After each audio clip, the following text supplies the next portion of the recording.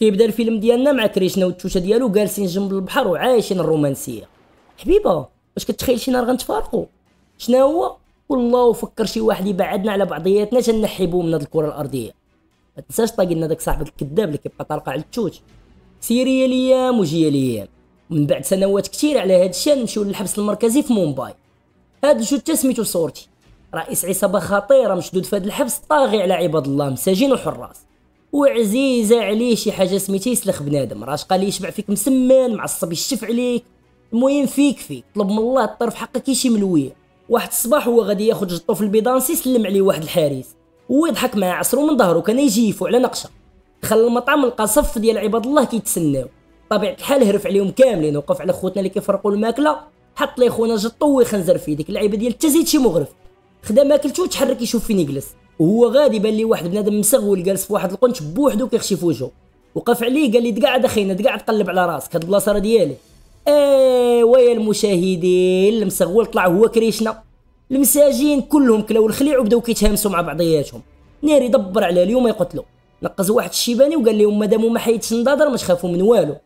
ناض كريشنا من هذيك البلاصه وغيرها بحاله، حيت هو من طبعه مسالم كيحاول يتفادى الصداع ما امكن. ولكن الا مشات ناض ما كاين غير السخاوه في المسمن والكبالات. من بعد هذا الشيء غيبان لنا كريشنا عايش حياته مسغول كئيب بعيد على بنادم وغير كيفكر في التوشه ديالو. تخيل معايا يا اخي كيكون ناعس كضربوا الفيقه كيلقى راسو كان كيحلم بها. صنت عندي الحب كي داير.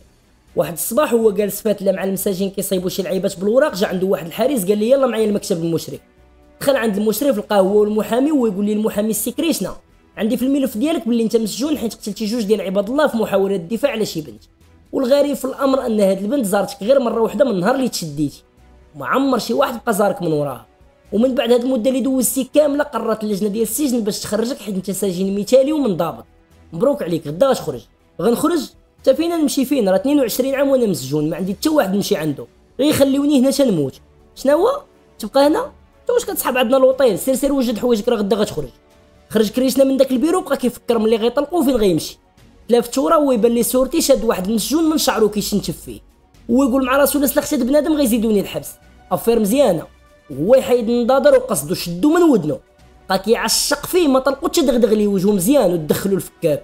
جاو الحراس خداو كريشنا للحبس الانفرادي وهو يطلع عليه واحد الحارس وقال لي انا عارفك درتي هادشي باش تبقى في الحبس حيت انت خايف تخرج برا وما تلقاهاش كتسناك. ويجاوبو كريشنا انا عارفه ما غتجيش غير سير غيرها سير. هذا المفنطز صاحب كريشنا ديال بصح، وهو واقف جا هاد الحارس قال لي صاحبك دار روينه باش يبقى في الحبس. عطاه المفنطز واحد الشكاره فيها الحوايج والتليفون وقال لي ديها ليه. من بعد يبان لينا كيدوي مع كريشنا وكيقول لي شنو انت ولفتي الحبس؟ اسمع صاحبي يا غادي تخرج يا انا اللي غندير شي كارثه وندخل عندك. قطع معاه هو يدوز كريشنا ابيل لواحد بنادم سميتو باهاو. هاد باهاو رئيس عصابه كبير عايش في دبي. قال لي غدا غنخرج من الحبس وما بغيتش نبقى في هاد البلاد. ويقول لي باهاو كون هاني الطياره الاولى اللي جايه تجيبك معاها. في الجهه الاخرى نشوفوا فاسو التوجه ديال كريشنا كدوي مع الفنطاز وكتسولوا عليه. قال لها راه غدا غادي يخرج وراه واقيلا ضرب في السقف بزز باش قنعتو، وهي تعطيها اللبكه وقالت ليه ملي يخرج قولها ليا. سالاو الابيل وهي تفكر اخر مره تشوفت هي وكريشنا كانت في الحبس، وكان وصاها باش ما عمرها باقا تزورو وتمشي تكمل حياتها وتحقق داكشي اللي باغا في الحياه. في نفس الوقت كريشنا جالس جنب واحد الشرجم وكيتفكر كيفاش بداو قصه هاد الحب المنحوس النهار الاول. كريشنا كان خدام مهندس حواسيب عايش بخيرا وعلى خير. واحد النهار اكتشف باللي كاينه شي حاجه احسن من تخنديش في البيسيات. خرجت قدامه هاد كحله السعد زعط فيها وبدا كيحاول يدير فيها بطل باش يعجبها زعما. دعوي البلا عنده التفكير بحال واحد عشيري. المهم الدريه حتى هي طاحت فيه وصافي قرروا يخرجوا مع بعضياتهم اول مره. خرجوا وشرى ليها لاباني وبقى طالق عليها السلوقيه وكيعاود لها على حياته. وفي هاد التعاويض نعرفوا باللي كريشنا يتيم والديه ميتين. سولاتو كيفاش نتزوجوا حنا مقردين؟ لا والديا محال يبغيو، وهو يقول لها ما تخميش انا عندي الطريقه باش نقنعهم. تلافت عندها لقاها ساهيه. سبحان الله شريفه انت فين سرحتي؟ فراسك انا الحلم ديالي نكون امراه مستقله اندبندنت وومن وندير الفلوس بزاف ونعاون والديا، نعاون اختي تولي دكتوره ونعاون خويا يولي بيلوط. ونقص خونا قال لها انا الحلم ديالي الوحيد هو نتزوج بك التوته ديالي. حميمه قويلي حشمتيني مخرج كيصور البطل. جماعه انا راسك لا تسحبنا سميتو عليه. نرجعوا للحاضر. جا النهار اللي غادي يخرج فيه كريشنا من الحبس. المساجين ودعوه بالدموع حيت عزيز عليهم بزاف.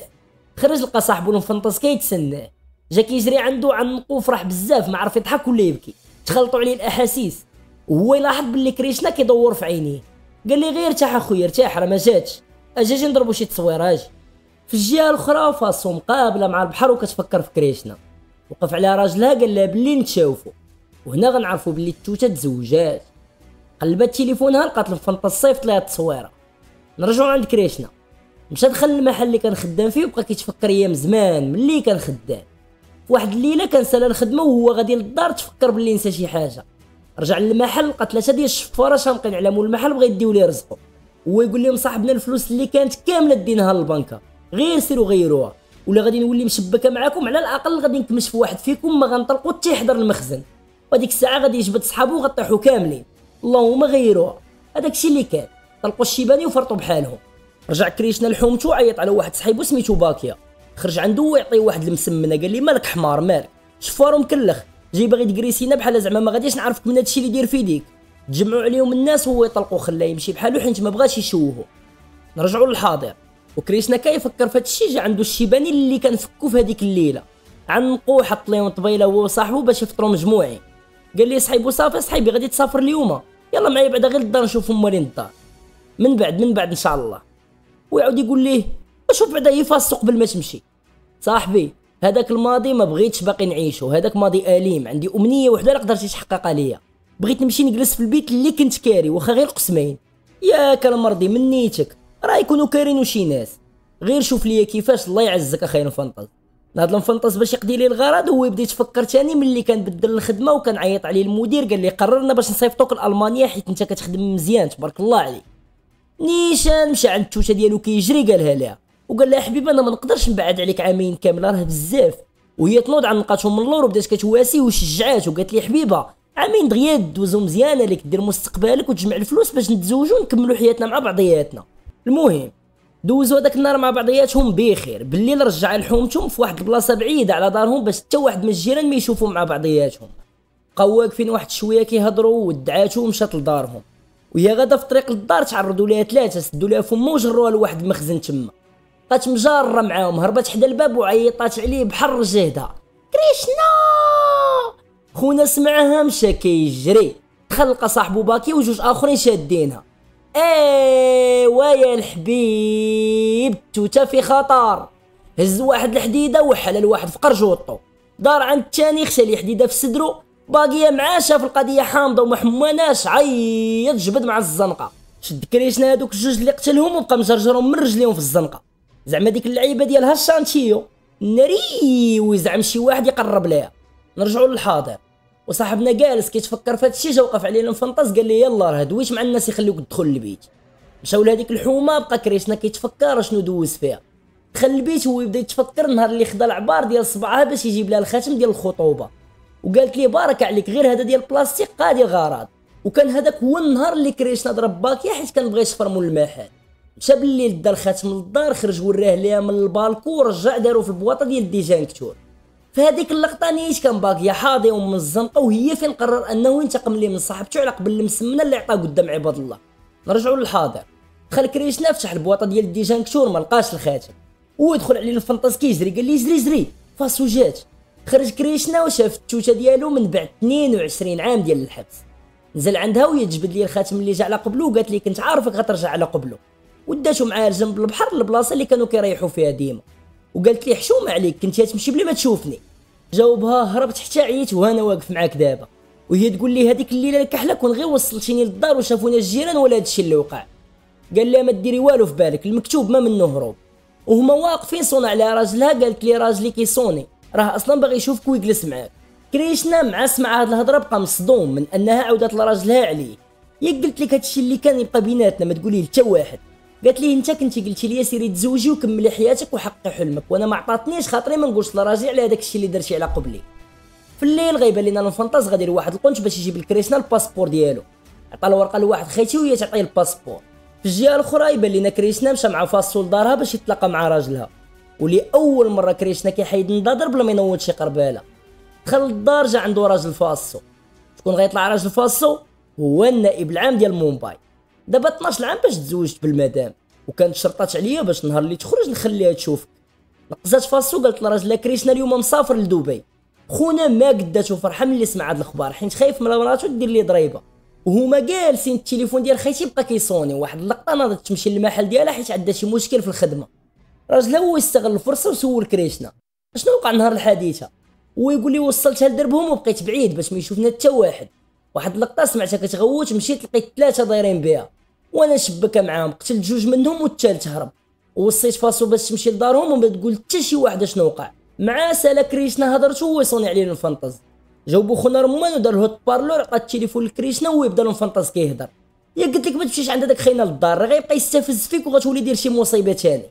انا راه خديت الباسبور ديالك، انا جاي عندك دابا، راه ما بقى والو الطياره. قطع معاه هو دور كريشنا عند خينا وقال لي اسمح لينا ودي السي النائب على هاد الهضره. قال لي خونا لا عادي ماشي مشكل، وشكروا على هادشي اللي كان دار مع مراته وعلى حياته اللي ضيعها في الحبس على قبلها. وقال لي باللي السبب الرئيسي في هادشي هو باكي اللي حاول يتعدى على فاسو وكمل حياته بخير وخرج لك انت على حياتك وخلاك تضيع عمرك كله في الحبس. وهو يصدمو كريشنا باللي باكي ما بقاش حي ومات شحال هذا وهو اللي قتلو. اواه انت كي درتي ليها ياك كنتي في الحبس؟ اسمع استاذ، من النهار اللي دخلت للحبس تبدلت حياتي 180 درجه، وتفكيري كله كان مع فاسو، وكنت خايف يرجع باكيه مره اخرى ويتعدى عليها ولا يقتلها، وكنت وصيت لمفنطز باش يبقى راد ليها البال. في 2013 قدروا البوليس يشدوا واحد المجرم خطير قاتل اكثر من 50 بوليسي وجابوه لنفس الحبس اللي كنت مشدود فيه. الاعداء ديال هذا المجرم داروا مكافاه ديال 10 مليون روبيه اللي غادي يقتلوا. هنا بداو كاع المجرمين كيديروا مناتيف باش يدخلوا للحبس ويقدروا يقتلوه. واحد النهار وانا في الفسحه شفت وسط الحباسه جداد باكيه، وحتى هو كان جاي باش يقتل باهاو. من بعد باهاو عيط عليا وقال لي توفر لي الحمايه مقابل اي مبلغ طلبتي. جا لا غد ليه، مشى واحد الحارس حيد القفل من الباب وفرط بحاله باش يجيو خوتنا يدخلوا يقتلوا باهاو وسط الزنزانه ديالو. تعرضت ليهم وبان لي وسطهم باكيه. تفكرت كاع هذاك الشيء اللي كان غيدوز على فاسو. ايوا ودي السي النائب العام ما نعاودش ليك شنو درت ليهم. بطنت بوهم صح ما يتمكنش، عطوا فيهم غير واحد جوج هربوا من الديبار. تفرزت انا وباكيه وانا سكت لي الحجره صافي. هنا تهنيت على فاسو. مع سالا كريشنا هضرت وتلافت وهي تبان لي فاسو وراه وغتكون سمعت شنو وقع من الاول، وعرفات باللي ضحى بحياته ومشى للحبس وطيح روح اخرى على قبلها. وقف كريشنا وقال لهم باهاو اللي كنت وفرت لي الحمايه هو اللي غادي عنده لدبي. نقز راجل فاسو وقال لي ما عرفش شنو نقول لك ولا باش نشكرك على هذا الشيء كامل اللي درتي على قبل المدام. وعنقو قال لي الا احتاجيتي اي حاجه في اي وقت غير قولها وما تخمم في والو. خرج كريشنا بحالو يتبعوا فاسو، طلع عليهم راجلها لقاه معنقاه. ركب كريشنا مع المفنطز باش يديه للمطار وهو يطلق لي الديسك ديال الشاب العربي.